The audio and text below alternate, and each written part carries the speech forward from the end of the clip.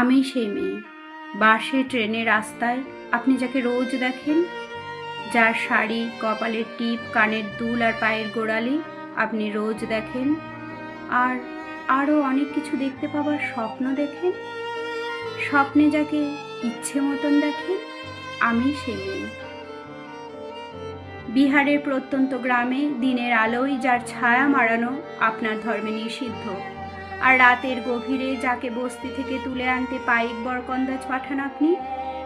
আর সুসজ্জিত বিছানায় যার জন্য অপেক্ষায় অধীন হয় আপনার রাজকীয় লামপট্ট,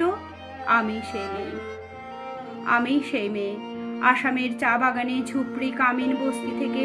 যাকে আপনি নিয়ে যেতে চান সাহেবী বাংলোয়,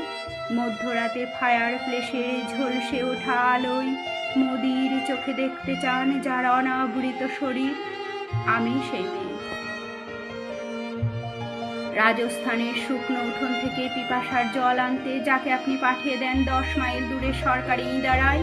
আর 20 মাইল হেঁটে কান্ত বিধ্বস্ত যে রমণী ঘরা কাঁখে ঘরে ফিরলেই যাকে বসিয়ে দেন চুলার আগুনের সামনে আপনার রুটি বানাতে, আমি সেই মেয়ে। আমি সেই মেয়ে যাকে নিয়ে আপনি মগ্ন হতে চান গঙ্গার ধারে, কিংবা ভিক্টোরিয়ার সবুজে, কিংবা সিনেমা হলের নীল অন্ধকারে, যার চোখে আপনি এঁকে দিতে চান ঝুটা স্বপ্নের কাজল, আর ফুরিয়ে যাওয়া সিগারেটের প্যাকেটের মতো যাকে পথের পাশে ছুঁড়ে ফেলে আপনার ফুল সাজানো গাড়ি শুভ বিবাহ সুসম্পন্ন করতে ছুটে যায় শহরের পথে, কোণে দেখা আলোর গধূলিতে একা দাঁড়িয়ে থাকা, আমি সেই মেয়ে। আমি সেই মেয়ে,